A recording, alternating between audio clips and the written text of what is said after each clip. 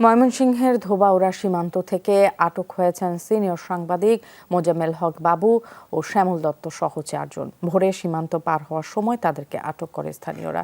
পরে পুলিশের হাতে তুলে দেওয়া হয়। আটককৃত 4 জনকে ঢাকায় আনা হচ্ছে।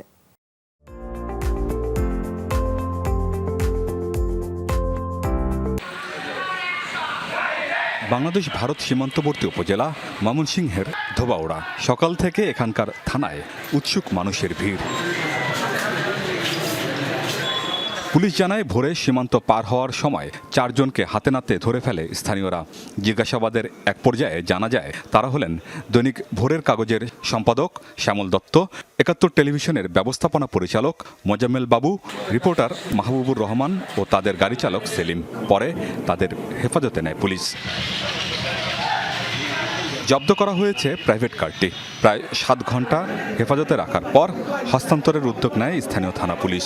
ধোবাউড়া উপজেলার ভারত সীমান্তবর্তী স্থান থেকে স্থানীয় জনতা 4 জন ব্যক্তিকে আটক করে আমাদের স্থানীয় যে অফিসার ইনচার্জ আছে ওনাদেরকে খবর দেন। আমাদের থানা পুলিশ তাদেরকে হেফাজতে আনেন। এখন ওনারা আমাদের হেফাজতে আছেন।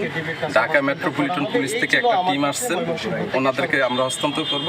ঊর্ধ্বতন অফিসের সাথে কথা বলে ঢাকা মেট্রোপলিটন পুলিশ প্রয়োজনীয় আইনগত ব্যবস্থা গ্রহণ করবে। গত 6 আগস্ট ব্রাহ্মণবাড়িয়ার আখাউড়া সীমান্ত পার হয়ে ভারতে যাওয়ার সময় শ্যামল দত্তকে আটকে দেয় ইমিগ্রেশন পুলিশ।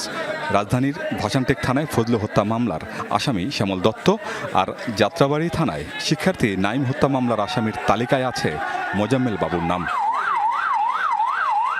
আমিন বাবু, যমুনা নিউজ।